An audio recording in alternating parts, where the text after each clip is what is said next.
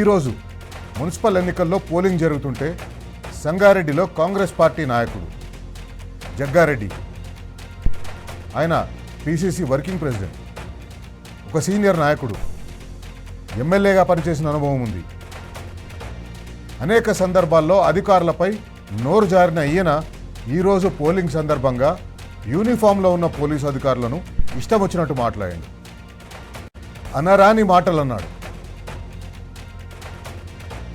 ఎంత దుర్మార్గం అంటే, ఒక పోలీస్ అధికారిని, అక్కడ ఉన్న ఒక పోలీస్ అధికారిని, అన్ని వీడియోలో రికార్డ్ అయినాయి, అన్ని వీడియోలో సర్క్యులేట్ అవుతున్నాయి, ఒక పోలీస్ అధికారిని యూనిఫామ్ ఇప్పేసిరాని సంగతి చూస్తూ అంటాడు.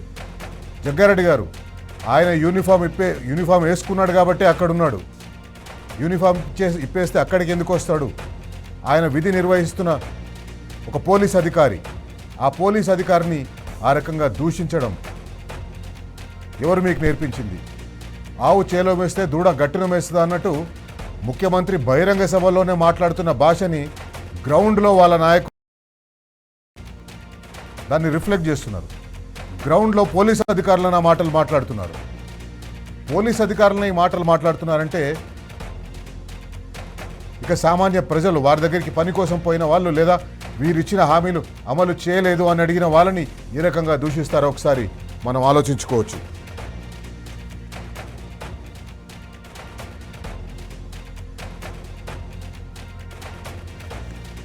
పోలింగ్ ఒకవైపు జరుగుతుంటే కాంగ్రెస్ పార్టీ నాయకులే మోటార్ బైక్లపై తిరుగుతూ, కాలినడకన తిరుగుతూ, అక్కడ ఓట్లేసేందుకు వస్తున్న వాళ్ళకి ప్రలోభాలకు గురి చేసిండ్రు. ఓట్లేసేందుకు వస్తున్న వాళ్ళని కొనుక్కోవడానికి ప్రయత్నం చేసిండ్రు. పోలింగ్ బూత్ల దగ్గరనే పైసలు ఇచ్చే కార్యక్రమానికి తెరలేపిండ్రు. తెలంగాణలో ఇప్పటివరకు వస్తున్న సమాచారం ప్రకారం 75 నుంచి 80% వరకు పోలింగ్ జరిగినట్టుగా తెలుస్తుంది. కొన్ని గ్రామీణ ప్రాంతాలకు ఆనుకొని ఉన్న మున్సిపాలిటీలో చాలా ఎక్కువగా పోలింగ్ శాతం జరిగినట్టు తెలుస్తుంది. అదే ప్యూర్ పట్టణ ప్రాంతాలైన మున్సిపాలిటీల్లో కానీ కార్పొరేషన్లో కానీ పోలింగ్ శాతం 55 నుంచి 60 వరకు ఉండే అవకాశం కనిపిస్తుంది. అంటే చాలామంది ఓట్లు వేయడానికి రాలేదు. కాంగ్రెస్ పార్టీ పరిపాలన చూసి, కాంగ్రెస్ పార్టీ పెట్టే ప్రలోభాలను చూసి, కాంగ్రెస్ పార్టీ బెదిరించే బెదిరింపులను చూసి చాలామంది ప్రజలు ఓట్లు వేయడానికి వచ్చినట్టుగా కనిపిస్తలేదు. బరాబర్ అడుగుదాం, కాంగ్రెస్ పార్టీ నాయకుల్ని బరాబర్ అడుగుదాం. మున్సిపల్ ఎన్నికల్లో గెలవడం కోసం ఈ రకంగానే మీరు ప్రవర్తించేది? ఇదేనా మీరు చేసేది? ఇదేనా మీ రాజ్యాంగ పరిరక్షణ? బరాబర్ అడుగుదాం.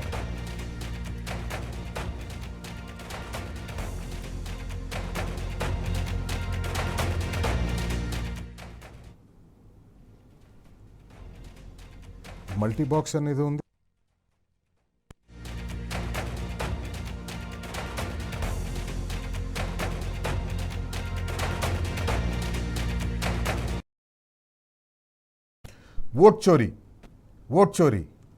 ఓట్ చోరీ అని బీహార్లో, హర్యానాలో, మహారాష్ట్రలో, కర్ణాటకలో, ఈ రాష్ట్రాలన్నింటిలో కాంగ్రెస్ పార్టీ నాయకుడు లోక్సభలో ప్రతిపక్ష నేత ప్రెస్ కాన్ఫరెన్స్లు పెట్టు మరి దొంగ ఓట్లు ఉన్నాయి, ప్రజలను దొంగ ఓట్లు వేయిస్తుంది, లేదా తమ పార్టీ కార్యకర్తలను భారతీయ జనతా పార్టీ దొంగ ఓట్లు వేయిస్తుందని చెప్పి ప్రచారం చేసిన పెద్ద మనిషి, ఆయన కనుసన్నల్లో నడుస్తున్న తెలంగాణలో మున్సిపల్ ఎన్నికల్లో దొంగ ఓట్లు, కాంగ్రెస్ పార్టీ నాయకులు మైనర్లను కూడా చూడకుండా ఓటర్లు కాని వాళ్ళని తీసుకొని వచ్చి దొంగ ఓట్లు వేయిస్తున్నారు.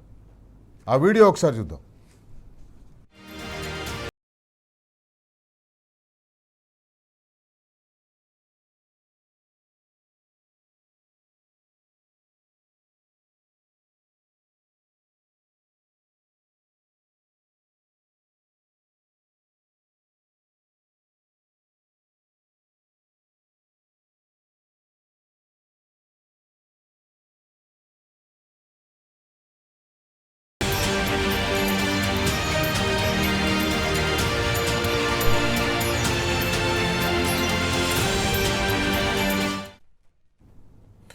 సంగారెడ్డి జిల్లాలో, పాత మెదక్ జిల్లాలో కాంగ్రెస్ పార్టీ నాయకుల అరాచకత్వానికి అడ్డే లేకుండా పోయింది.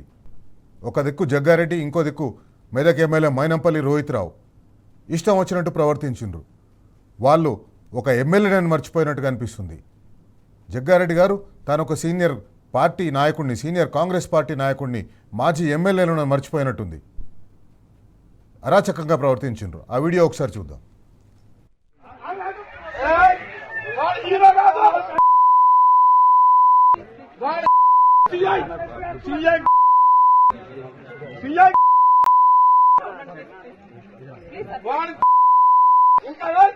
సినిమా హీరో అనుకుంటున్నా పోలీసు నా నేను అపోజిషన్ కూడా చెప్పినా నీకు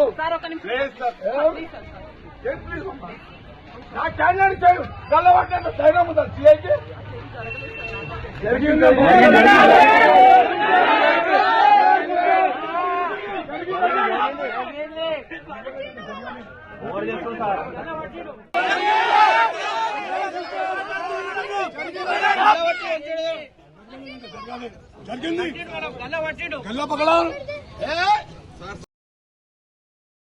నీకు సంఘాలకు తెలియదా?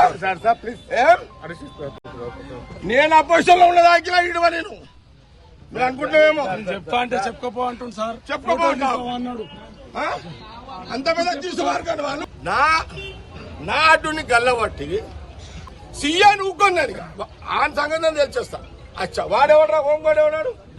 అరే హోంగాడు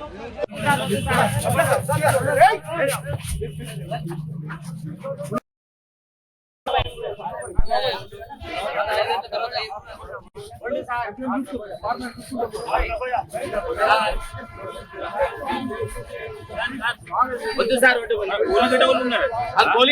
గోలిగడ్డలు వస్తున్నారు. మాకు వాడు ఉంటే ఏమి ఇబ్బంది కాదు మాకు. సార్ వద్దు సార్.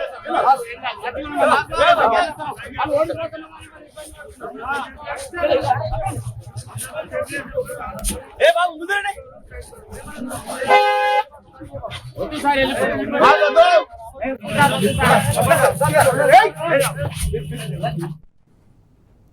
దుర్మార్గం, అరాచకం ఎట్లుండే తెలంగాణ ఎట్లయిపోయింది? ఈ రకంగా కాంగ్రెస్ పార్టీ నాయకులు గూండాల్లా మారి ఎందుకు ప్రజలను ఈ రకంగా చిత్రహింసలు చేస్తున్నారు? ఎందుకు ప్రజాస్వామ్యాన్ని ఖూనీ చేస్తున్నారు? బరాబర్ అడుగుదాం.